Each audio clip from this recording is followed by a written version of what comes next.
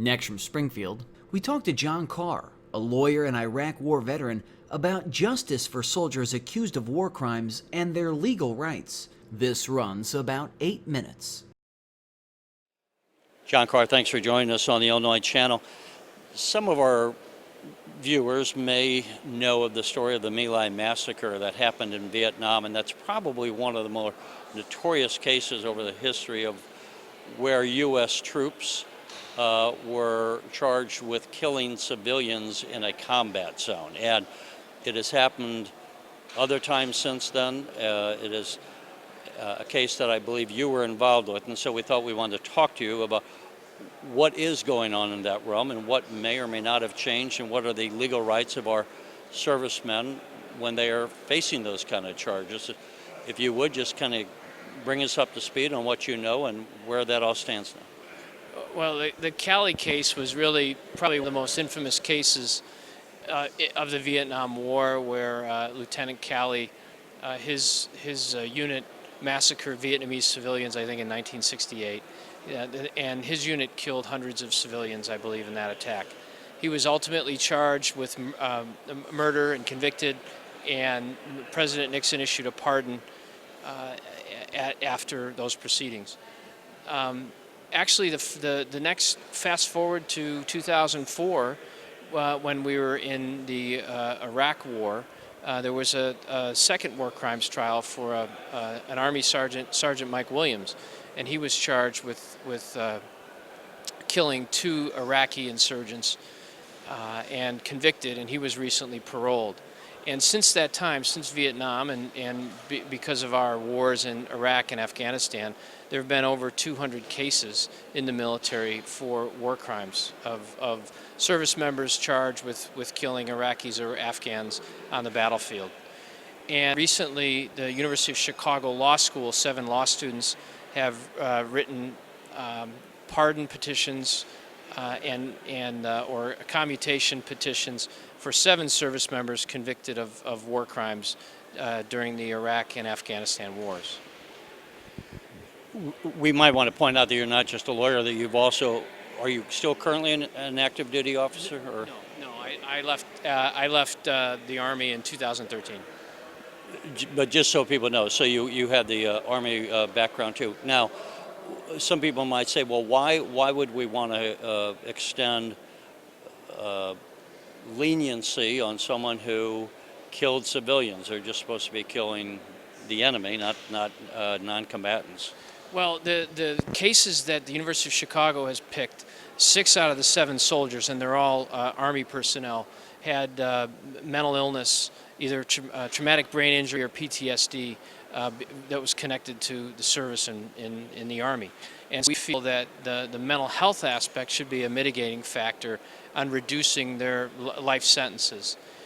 We just think that given that the military bears some responsibility for what they did by sending these men into repeated combat, and they're all men, and in this case they're all Army soldiers, that the Army should bear some responsibility, and that basically our argument is that these sentences were too harsh, given that they were suffering from mental illness.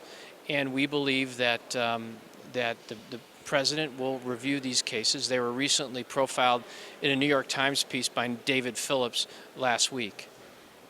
And one of the cases that you and I had talked about in the past off camera is, I don't remember the name of the individual involved, but there is, it might have been an Afghan family that he killed something like 10 or 12 people or so. But Sergeant Bales. Sergeant Bales. So that got a lot of press at the time when that happened.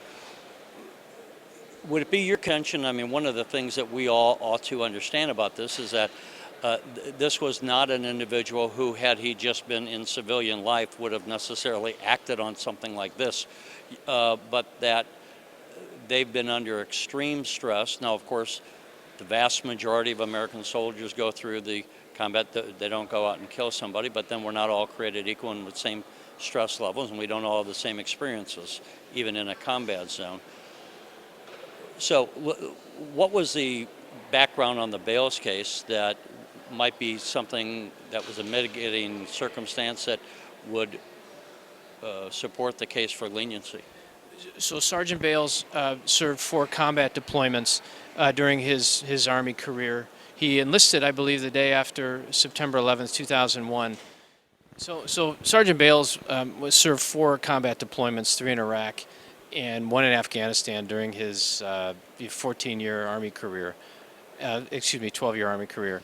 And after his 3rd combat deployment to Iraq, he was diagnosed with severe to moderate PTSD and traumatic brain injury from having survived many, I think, over 10 IED attacks and damaged his brain.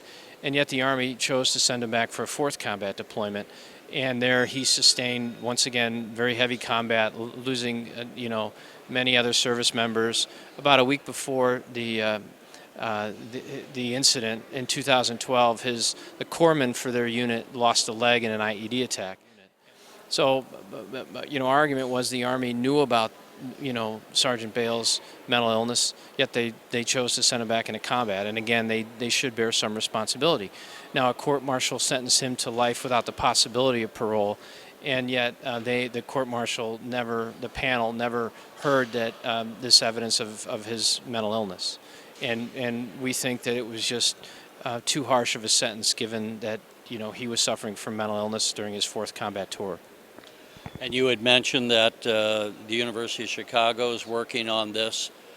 You're involved with that, obviously, and what we'd like to do is maybe follow up with that and see how this goes. And you're not saying that these individuals shouldn't be punished, but that they shouldn't necessarily be facing life in prison without any chance of parole, given the totality of the circumstances. And we think that if, given what's going on in the NFL, for example, that if our football players are suffering from mental illness because of a game, certainly the American public should know that our service members are suffering from traumatic brain injury due to combat and PTSD, and that there are factors that may have contributed to their crimes in combat. And we just think that now is the time to reduce those sentences, and we appeal to the President of the United States and hopefully commuting these 7 service members and others.